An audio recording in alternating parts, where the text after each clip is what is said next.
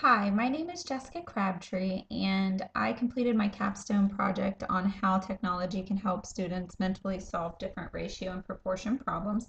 I decided to use this topic because it was a major struggle for many of my students last year. This is one area that I did not use technology in my classroom.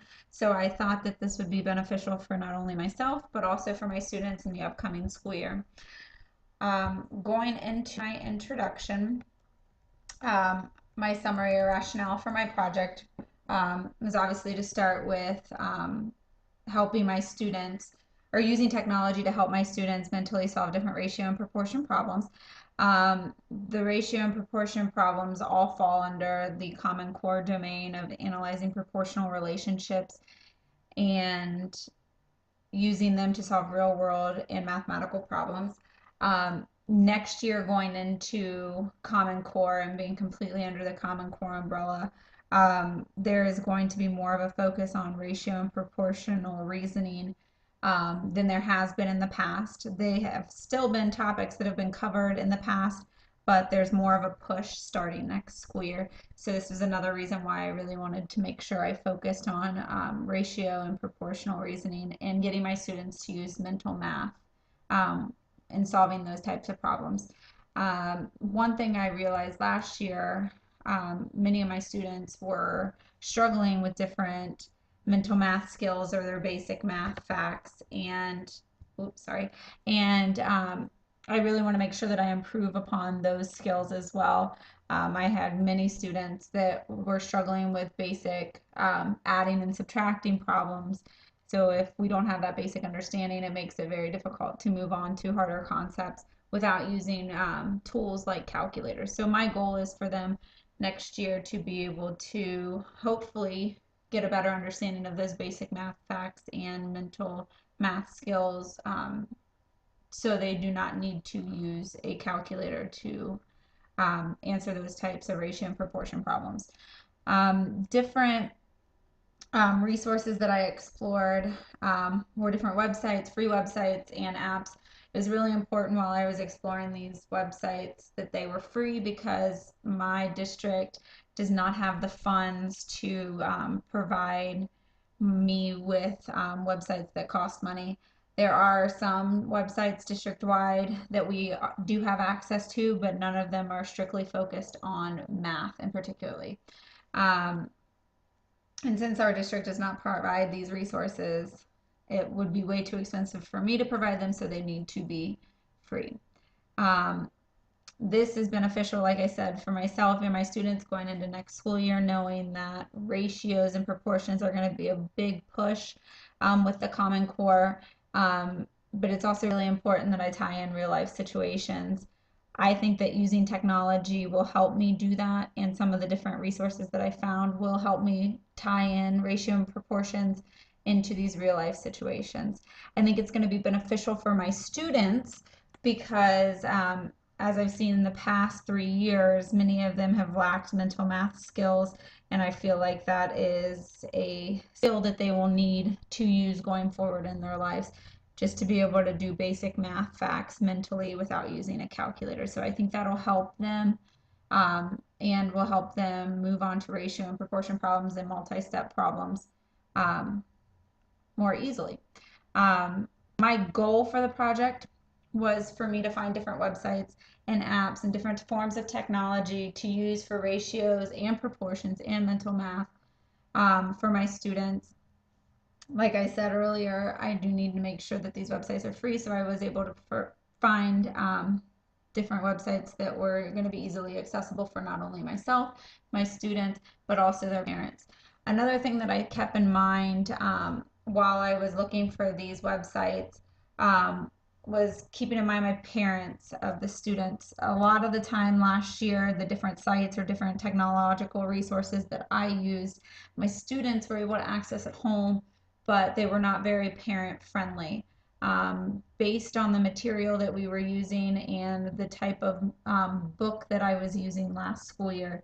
Many of the parents saw a huge shift in the way that math was being taught, and a lot of them started to shut down. So I really wanted to make sure that when I was finding websites and different resources, that they would be parent friendly as well, and helping them be able to help their students at home.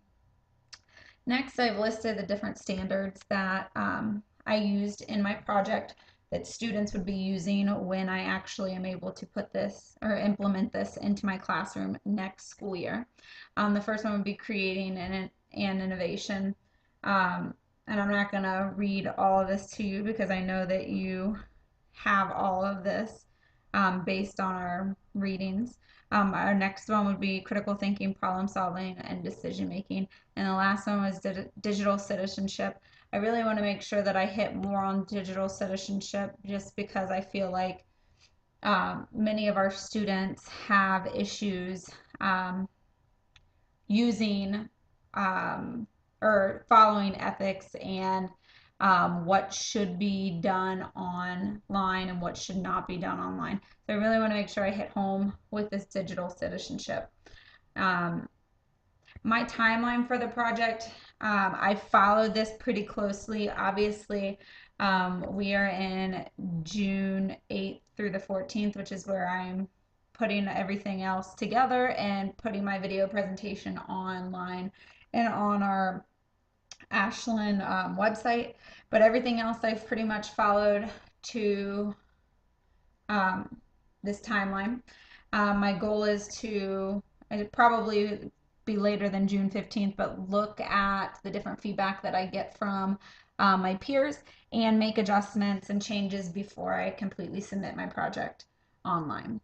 The inquiry impact, my goal is to gain access to different technologies to engage all learners when studying ratio and proportions in my classroom. I also believe that this inquiry will help me explore different ways to use technology in my classroom, and to use the technology or using technology should help me gather data on my students as well as help me provide engaging activities for them.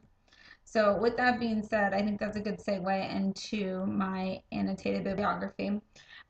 One of the major eye-opening experiences for me as I was completing this research, and I'm not going to go ahead and read everything to you, but I do want to highlight a couple different things that I saw and that were very interesting to me. I knew going into this project that technology was obviously going to be more engaging and motivating to students, which a lot of the research shows that particular aspect of it.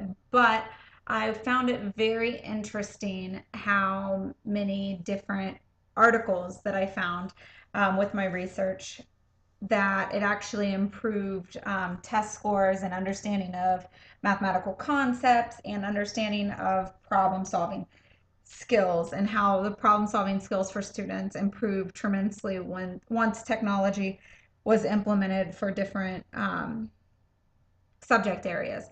And a couple of these that I want to highlight and point out would be this first article right down here about developing mental math. This is one of the ones that I found very interesting because it put a big emphasis on never use a tool if you don't have if you have a good built-in machine. I thought this is very important, and I'm going to actually use this quote next year in my classroom because I know a lot of our students tend to just become really reliant on calculators, and they don't believe that they can accomplish any of the basic math skills once they are given a calculator. They just turn straight to it. I did some research in my own last school year, and I pulled calculators away from my students for 2 consecutive units, and I noticed a huge improvement in mental math skills. So I'm really looking forward to being able to continue that next year.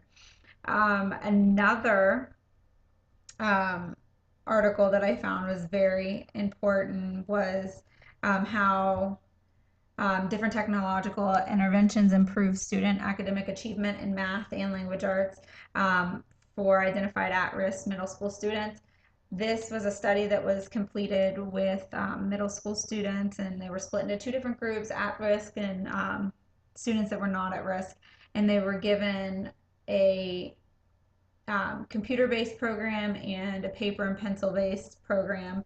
And they noticed that there was a 22% increase in the number of students who met or exceeded the state mandated growth targets in language arts and in math the first year of the computer assisted learning interventions. And this is where I really started to realize that not only are technology, different types of technology, improving engagement and motivation for our students, but they are also allowing them to improve on the different content they are being taught. I didn't know going into this project if that was the case or if it was just a way to engage students. Some other articles that I really liked was this one right here, the effects of gaming technology on elementary students learning in mathematics. Even though this was a focus on elementary students, I really like this article because a lot of my 7th graders are currently using games on a nightly basis or playing games on a nightly basis. So I thought if I could figure out different ways that I could pull in different gaming technologies, that it would help relate some of this to my students. Last year I did a unit with my scale factors and ratio and proportions to show students how video game characters could be created on graph paper, and we called it our mug lump family. And we took our family and we created them on a graph, and we morphed them and changed them based on different sizes and ratio and proportions. And I would really like to be able to do this using technology going forward next year, so they could create their own game and allow students to see that not only can this be done on paper and can they use ratio and proportions on paper, but this is actually how things are being created in the games they are playing. Going along with that, this next article, designing technology activities that teach mathematics. This is another one that was really interesting to me because it was talking about making a robot do synchronized dancing and using technology and to do that, but also using proportional reasoning to make the robot dance. So I thought this would be another good way to tie in different ratio and proportions, but also fit that into the gaming aspect for my students. So like I said, I'm not going to go through each and every one of those, but those are some of the major ones that really hit home for me and really make it easier for me going forward next school year, knowing that I have all this research behind me and using technology, and it makes me feel a little bit more comfortable implementing some of these new activities and lessons into my classroom. So this is part 1 of my video. Part 2 will be next, covering the material and reflection.